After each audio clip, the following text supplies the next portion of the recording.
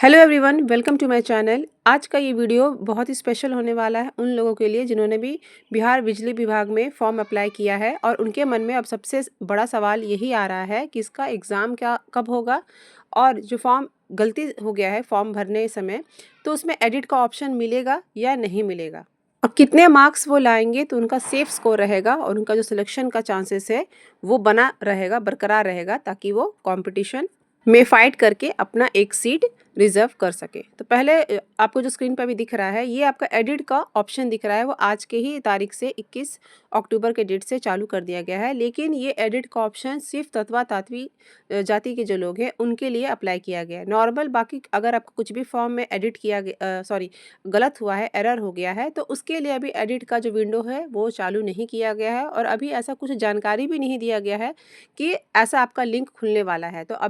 तो form edit का option आप सभी के लिए आएगा। इसका चांसेस बहुत ही कम है।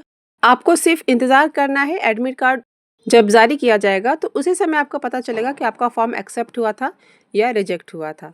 तो चलिए अब हम लोग बात कर लेते हैं सबसे पहले कि आपका सेफ स्कोर क्या है एग्ज़ाम को देने के लिए। जैसा कि अगर आप फॉर्म भरे हैं तो आप ज़रूर कहीं ना कहीं प्रैक्टिस से सॉल्व कर रहे होंगे, उसे मॉक टेस्ट लगा रहे होंगे, तो आपको एक आइडिया लग गया होगा कि आपका कितना 100 में कितने मार्क्स आ रहे हैं। तो चलिए उसी बारे में मैं चर्चा करती हूँ। इस वीडियो में मैं आपको सिर्फ करस्पॉन्डिंग क्लर्क और स्टोर असिस्टेंट के बारे में बात कर रही हूँ कि आप कितना स्कोर लाएंगे तो आपके लिए सेफ़ है। तो सबसे पहले मैं आपको वो पूरा सिलेबस दिखा देती हूँ और सिलेबस के आधार पे जो आपके टॉपिक्स है उसके आधार पे आपको बताऊँगी कि किस सब्जेक्ट में आप कितने मार्क्स लाएंगे तो आपका सेफ स्कोर रहेगा।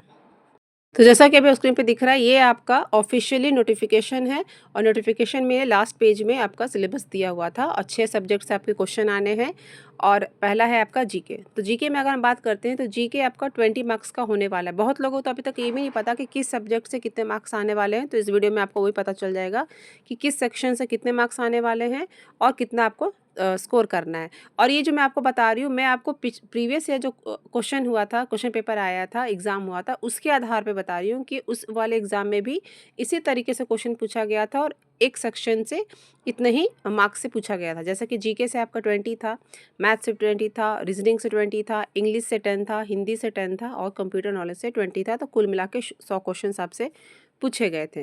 तो चलिए अब बात कर लेते हैं सेफ स्कोर का। तो आपका जीके में यहाँ पे आप बहुत भी अगर तैयारी करके जाते हैं तो भी आपका यहाँ पे 13-14 ही आएगा। बहुत जो अच्छे बच्चे हैं उनका शायद ज़्यादा आ जाए, लेकिन आप कोशिश कीजिएगा कि आप कम से कम यहाँ पे 13 कर कर लें। सेफ मतलब अच्छे से कर लें। वैसे तो आपको अटेम्प्ट सभी करना है क्योंकि नेगेटिव मार्किंग तो है नहीं, तो आपको सब कुछ करना है, 20 में 20 अटेम्प्ट करना है, लेकिन कोशिश कीजिए कि 13 आपका सही रहे। अब बात आता है आपका मैथ्स का। तो मैथ्स में भी आप कोशिश कीजिए कि 14 आपका सही हो। उसके बाद सॉल्व तो आपको 20 के 20 करने हैं। हिंदी में, हिंदी क्योंकि आसान आएगा और आप देख रहे हैं कि 10th लेवल का है, तो इसमें आपको कम से कम 8 मार्क्स के सही करके आने हैं। कोशिश करना है कि वो सही हो। बाकी अगर आपका आप तुक्के में भी लगा देते हैं, सही हो जाता है, तो वो तो आपके लिए प्लस पॉइंट हो जाएगा। अब आता है रीजनिंग। तो रीजनिंग आपका मैथ के मुकाबले या फिर जीके के मुकाबले ईजी होने वाला है, अच्छा ही होगा। तो इसमें आप 15 मार्क्स लाने का पूरा कोशिश कीजिए। उसके बाद आता है आपका इंग्लिश। तो इंग्लिश में आप 7 मार्क्स टारगेट लेके चलिए कि आपका 7 सही होना चाहिए। उसके बाद आपका आता है बेसिक नॉलेज ऑफ कंप्यूटर। तो कंप्यूटर इसमें बहुत ही आसान आने वाला है। अगर आप मुश्किल से अगर 20 दिन भी अगर पढ़ लेते हैं हर एक टॉपिक्स को, तो आप इसमें आराम से 15-16 के आसपास, 17 तक तो आप इसमें कर ही लेंगे, क्योंकि बेसिक बेसिक क्वेश्चंस आते हैं और सारे प्रीवियस ईयर क्वेश्चन से ही आपके आने वाले हैं। तो अगर अब इन सब को हम टोटल करते हैं तो टोटल करने के बाद आपका जो नंबर आएगा वो आपका 74 के आसपास आ जाएगा। तो अगर आप कोई भी मॉक टेस्ट लगा रहे हैं, अभी आप प्रैक्टिस सेट कर रहे हैं, अगर उसमें आप 70 प्लस कर रहे हैं, मैं यूआर की बात कर रही हूँ, 70-75 प्लस कर रहे हैं, तो आप अभी अच्छी तैयारी कर रहे हैं। लेकिन मैं आपको ये सजेस्ट करूँगी कि और बेहतर कीजिए, कम से कम 80 प्लस करने की कोशिश कीजिए, तो और भी आपका जो सिलेक्शन का जो चांसेस है वो बढ़ जाएगा। बाकी ओबीसी हैं, SC ST हैं, तो वो 60-70 के आसपास लाने की आप कोशिश कीजिए, तो आपका यहाँ पे चांस बहुत ही ज़्यादा अच्छा रहेगा।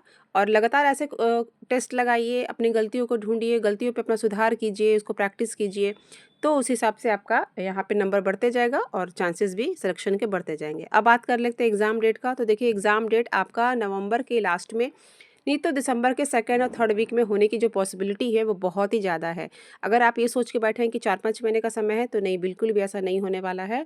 एग्ज़ाम बिहार बिजली विभाग का एग्ज़ाम अगर होता भी है, जल्द से जल्द करा लिया जाता है और इसका सिलेक्शन प्रोसेस होता है वो भी बहुत फ़ास्ट होता है। थोड़ा भी डिले नहीं किया जाएगा और आपको समय भी नहीं मिलेगा।